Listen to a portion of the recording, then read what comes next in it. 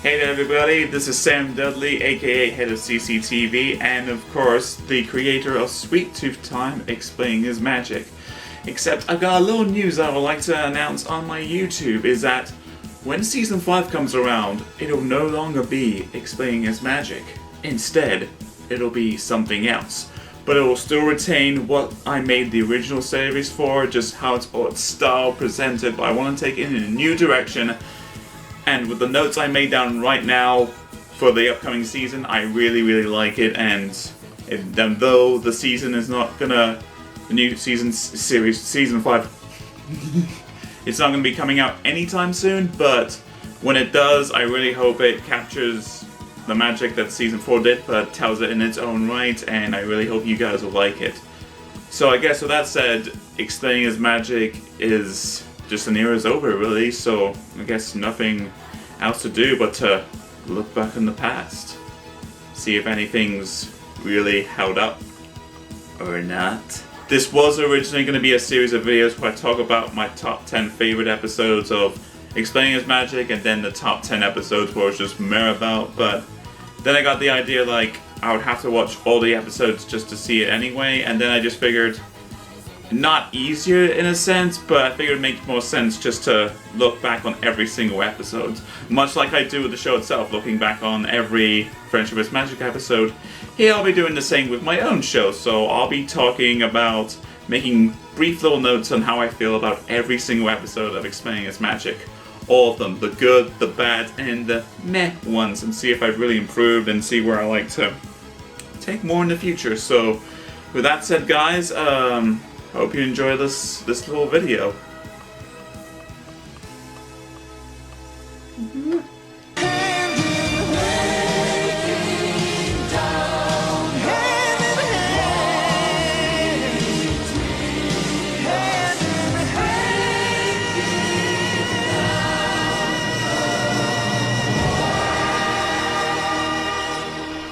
What are hands? Friendship is Magic Parts 1 and 2, the perfect definition of a pilot episode. Though a few parts still made me chuckle after 3 years, I'm glad the show wasn't taken in this style of presentation and editing, at least to an extent. The Ticketmaster. A little better than the first episode, but only because of the whole portrayal of Twilight being pressured into giving the ticket away. Looking at it now, it was a clear sign that I would prefer to parody the scenes rather than just straight out review them. Applebuck season.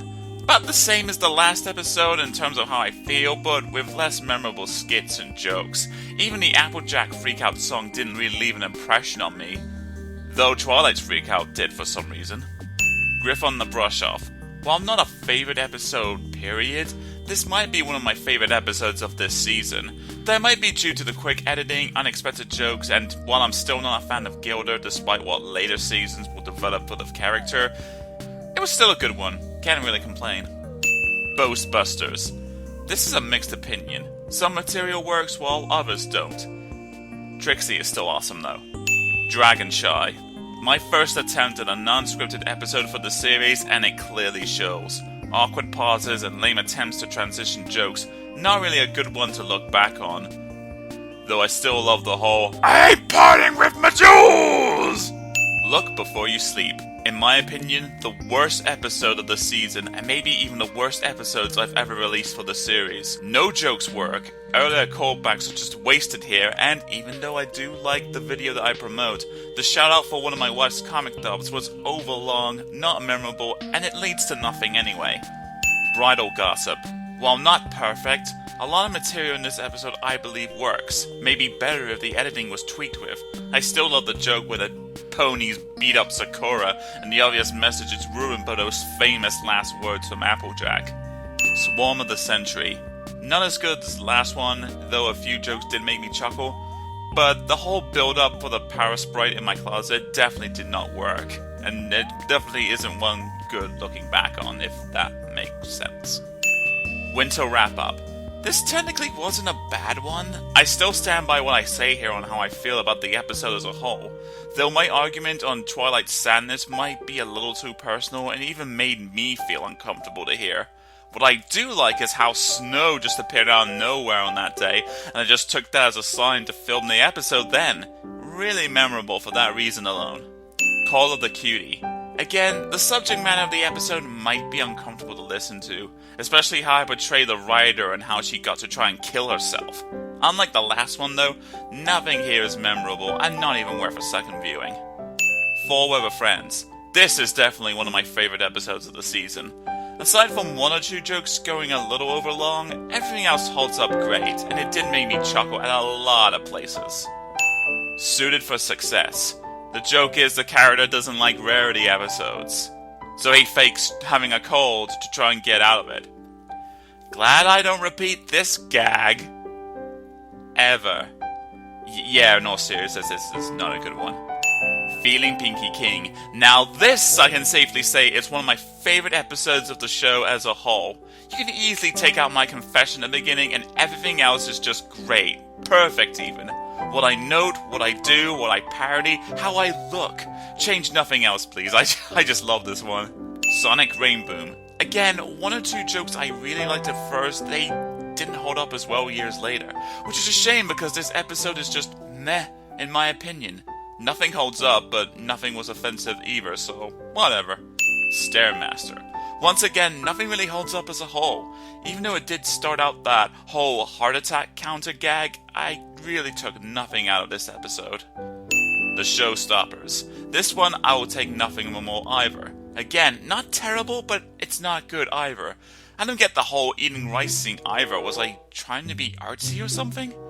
A Dog and Pony Show. Though a bit too short, this is still a good one. Slowly developing these characters into my own style and their own personalities is made more clear here. It's obvious that I had a lot of fun putting this one together.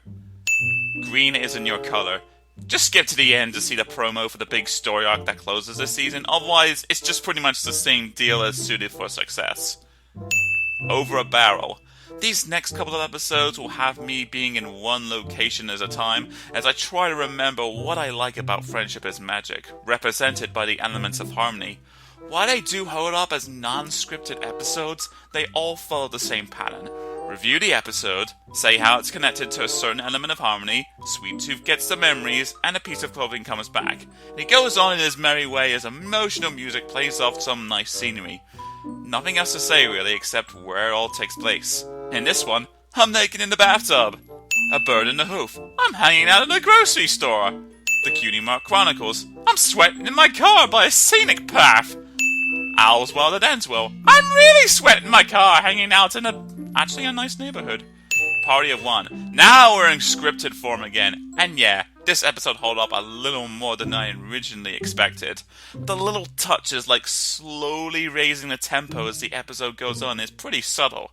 And some dialogue did make me chuckle, especially the whole dance-off routine near the end. It's a pretty good one to say the least. The Best Night Ever. While it did close off the story arc nicely, I feel like in retrospect, it wasn't the strong way to end the season. Don't get me wrong, it was a little emotional, and the cliffhanger was subtle if pointless, but not really enough to hit the feels or even make a lasting impression compared to what I'd come to do in the future.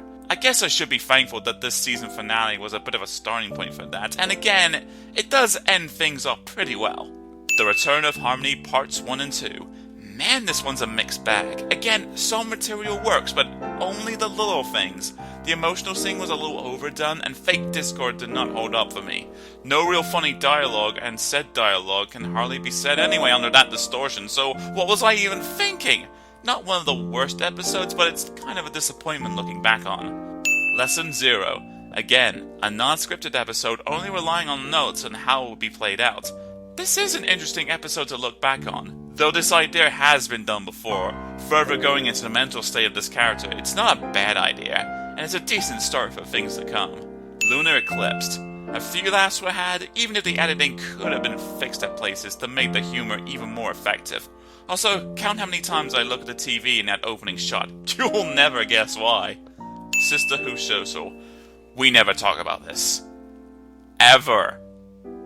Mainly because it's not an episode, or even qualifies as effort. In my opinion, this is the worst episode of Explaining This Magic that I ever made.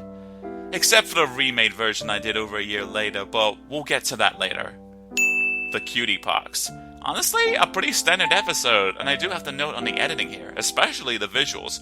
Getting a little better, but never to the point of perfection, and that's the way I like it. Made it Best Pet Win / The Mysterious Mare-de-Well.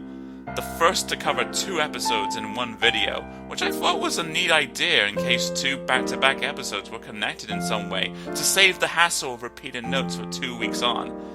I did it after this episode, and I did have a few more planned for Season 5 anyway, spoiler alert. Anyway, this was fine. Like, it does its job fine. I'm not saying it like that because I forgot to note in anything. You can watch the episode for yourself and you'll feel the same way. Sweet and Elite / Secret of My Excess.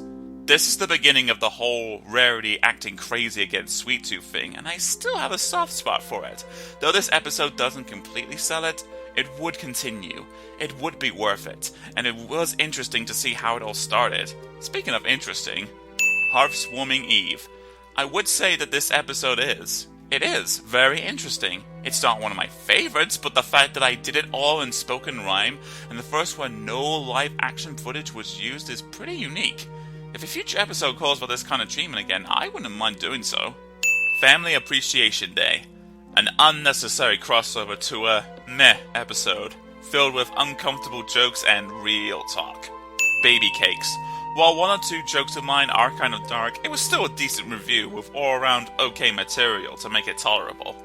The Last Roundup / the Super Speedy Cider Squeezy 1000. First off, everyone that works on explaining as magic, there is no excuse for that. You just suck. Second, this might be the best back-to-back episode of the show so far. Nicely paced, jokes that aren't too cringeworthy, and a punchline to the side story that was worth it in my opinion. Read it and weep. Another non-scripted episode, but it really works to the laid-back tone that is set here. Not necessarily one of the best episodes, but I at least applaud it for the risk-giving of the subject matter. Also, props to my wife for voicing the nurse. Love you, babe. Hearts and Hooves Day. Pretty standard stuff here. Could have been more subtle given the theme of love, but A Friend Indeed. Definitely one of my favorite episodes of the show. Not just for the cheesy humor and that delightful musical segue, but mainly for the subject matter. This was filmed a few days before Robin Williams tragically committed suicide, and it was released 2 weeks later. I wanted to release the episode as it was regardless, to help reach out to anyone who deals with depression. My portrayal isn't the message for everyone, but the heart is definitely there. And I hope you understand that if you choose to watch it yourself. I highly recommend it. Putting Your Hoof Down. Definitely one of the top 3 episodes I can't stand. It was horrible to script, horrible to film, and even more horrible to edit. I never liked the original episode anyway, so it was really uncomfortable to deal with it in general. It's About Time. Another episode I really enjoy. The side story stuff nicely parodies the original content, and the humor-infused notes really hold up fine. Dragon Quest. Yet another episode I enjoy, taking the vein of the Dog and Pony show and mixing up together with Hearthwarming Eve, while paying tribute to the excellent video game that I parody, Dragon Quest VIII. Regardless of what people will write me fact-wise, this was still a fun one to look on. Hurricane Fluttershy. Ironically, this hyper-filled episode did not hold up. It's not bad or anything, I think the humor just could have been worked on compared to episodes I already think are great on their own right. Pony Confidential. This is the path I should have taken with the original Sister Who social episode.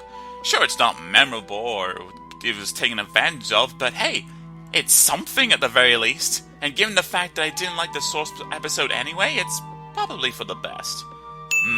Mystery on the Friendship Express.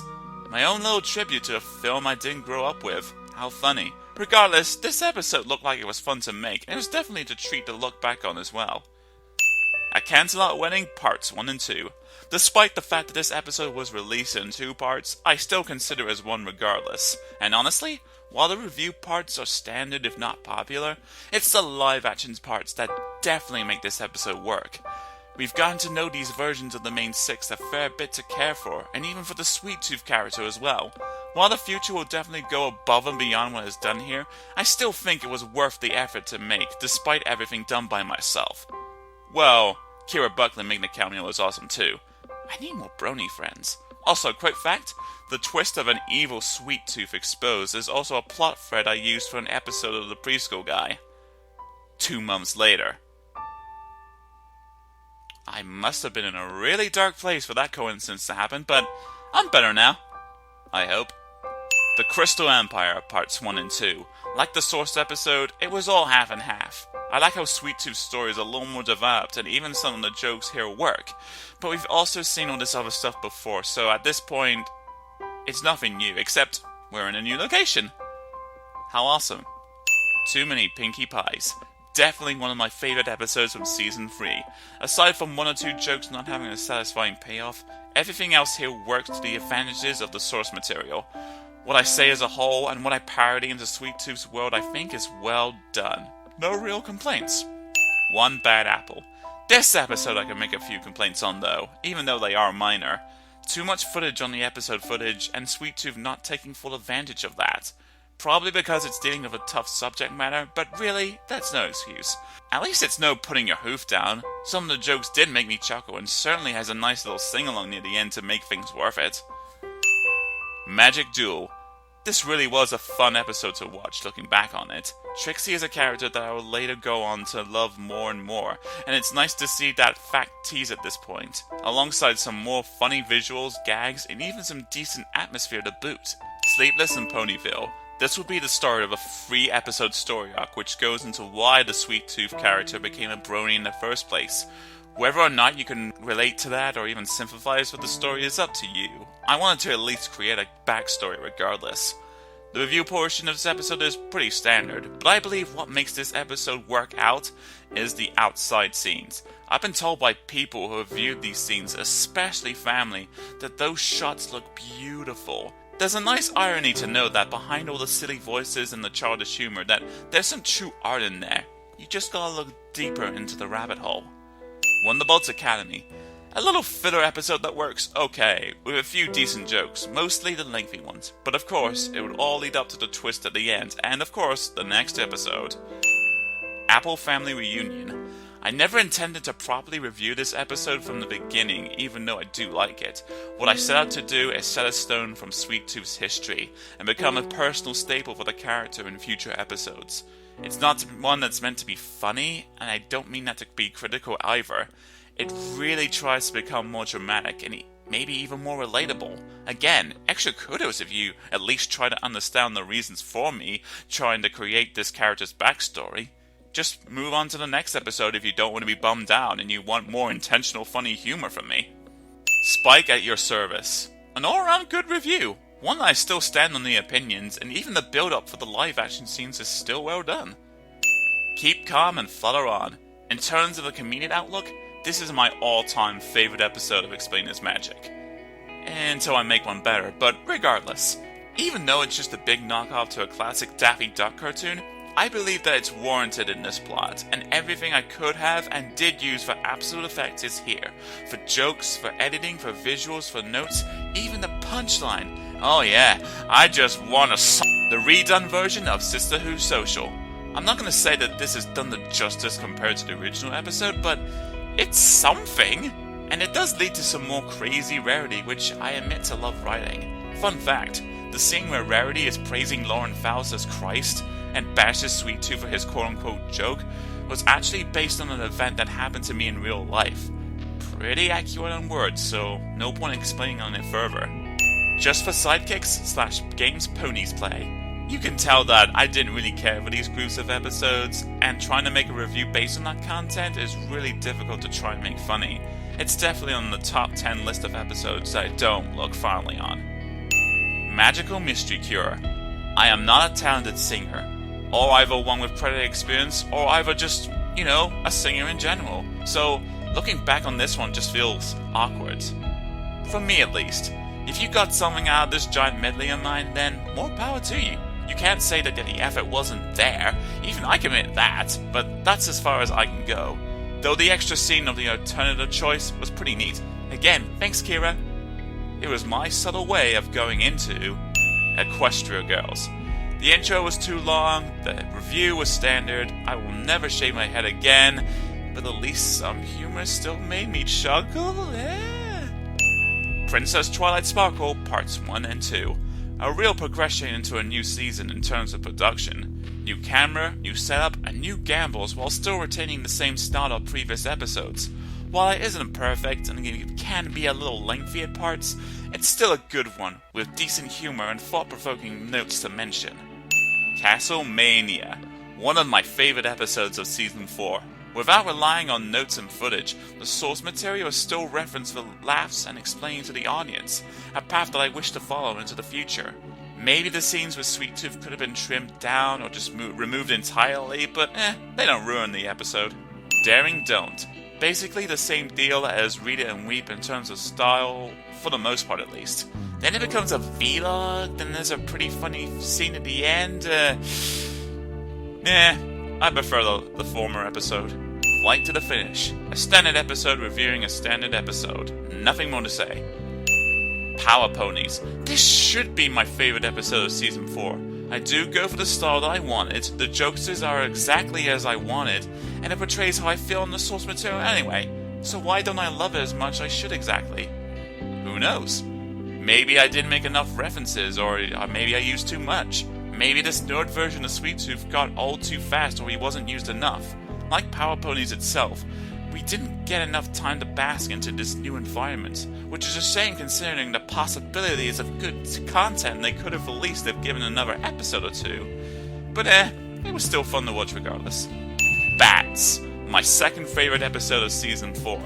Despite political jokes being thrown in there for no reason, it was all properly built up with the right tone in the first half, and it was all paid off in the second half. Heck, even worth the wait. A little too campy, sure, but hey, so were all those old vampire movies that were used to for parody anyway. So it's all harmless fun, really. I still love the part about Fluttershy's father. Not for the attempt to poke fun at fanfiction writers, even though you can argue that this review show is just one giant fanfiction, but the irony was that a few weeks after this video was released, we finally got the episode of Friendship is Magic where Fluttershy's family was introduced. Not to give too much away, but hearing the sub-story and knowing the characters in the actual show at the same time does not fail to make me smile every time I see it. Truly great stuff. Rarity Takes Manhattan. Another improv episode. Good. The only worthy things I can mention is my chance to finally use Miss Coco Pamel, and this episode does make its mark for more stories to come in the season, so there's irony for you. Pinky Apple Pie. Ashamed that this episode couldn't be a real favorite like the source material, namely due to the short length, but I still stand by the argument that it can't be spoiled, and you need to see it to believe it. Also, the plot twist gag had to be done with the right music anyway. You know, the one that's copyrighted. Worth it. Rainbow Falls. While some jokes were fun and the notes are still valid, the ending seems a little dragged on. Even though it's warranted, maybe another tweak could have made it better, but it's still okay. Freeze a Crowd. A pretty funny episode with its live action segments, and that's it. Really, if I wanted to make it better, I would either have balanced out the review portion so all sides are equal, or just remove them entirely and make the episode a story that parodies the source material, like I did with Keep Calm and Flutter On and Castle Mania. That theory in no way ruins the episode though, and it's still a good one regardless.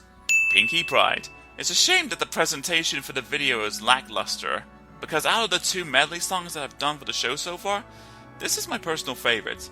Maybe that will change in the future, but I can tell that I had fun with this one. Simple Ways. Talk about trying to take something that I didn't like and make it into something better. The continuing story arc is interesting, and some of the humor I did not expect, or at least remember making it to such effectiveness. It's not part of my all-time favorite episodes of the show, but it's still worth the honorable mention for that statement alone. Philly Vanilli. Outside the hilarious opening scene, this episode is pretty standard. It's not good, it's not bad, it just does what it needs to do, and that's fine. Twilight Time. Another script-free episode, for the most part. I knew where I wanted the story to go, so I'm thankful for that, but I realized that episodes like this make me feel uncomfortable. Unlike scripted episodes where sometimes I forget where things go, these kinds of episodes, I know exactly where they go, and really, it's not a nice feeling. More power to you if you like it yourself. It ain't easy being breezies.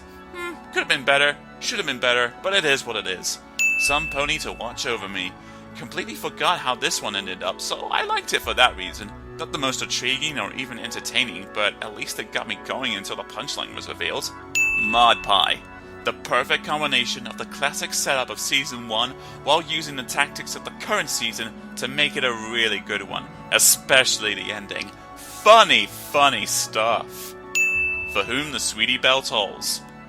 Like the source material used, the middle of this video is the only part that I consider to be all around good, especially Luna quoting various Christmas stories. Now I've seen it all. Leap of Faith. Just barely made it out of my not personal favorites list, but only because of the continuing story arc of the season. You can tell that I didn't want to talk about the episode here, and wanted to get it over with as quickly as possible. Testing, 1, 2, 3.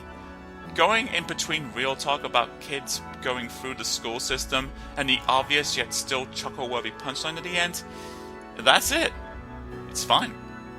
Nothing more to say. Traja. Hey, you want to see the same joke 5 or 6 times? You do? Well, even if you don't, it's essential for the story anyway, so it's fine. I'm fine with it at least. Inspiration Manifestation. An interesting way to mix up the whole pretending to be sick while watching a Rarity-centric episode gag, and it does pay off fine for the story arc with Rarity, for now at least. I'm still surprised I made that explosion effect near the end really effectively. Sometimes I even amaze myself. Equestria Games. Like the source material, it's filler. Plain and simple. But for this regard, it's a little entertaining piece of filler. You could skip this episode and miss nothing out for the finale, but honestly, it's too tempting not to ignore, and it's certainly got a few laughs worth remembering from time to time. Twilight's Kingdom Parts 1 and 2. After Keep Calm and Flutter On, this is my favorite episode of the show. Ever. Everything coming together for this season's story arc, every character gets their moment to shine, the editing has vastly improved compared to the very first episode, and, even though I can't explain how, this episode has heart. If ever I want a reference of the show that I want to keep using for future content and look back on to keep me inspired, this would be the one I would use.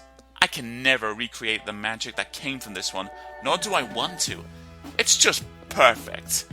At least from my standpoint. Equestria Girls 2 Rainbow Rocks. A fair better video compared to the first one. More interesting notes, improved humor, and just a bigger experience in general, further continuing this alternate timeline that even now I still have plans for what will transpire in the future. Like the movie franchise itself, these videos definitely improved with each installment, and hopefully it'll continue that trend with the next installment and beyond. And finally, Adagios' Dazzling Revenge. I've already mentioned the fact that there are episodes that I reviewed for the show that don't really go for the review aspect of thing, and parody the scenes as whole, like Hearthwarming Eve, Castlemania, and even Twilight Time. This is the video that officially submitted to me that this is the style that I want the series to continue with. Having the same humor and tone intact, but retelling the original episodes for this world to experience, and making more opportunities to come true from this angle, as opposed to it just being alongside typical reviewing. The spirit of the series will be inherited for sure, and I hope it's a new path that will bring more laughs, more intrigue, and more heart in the future.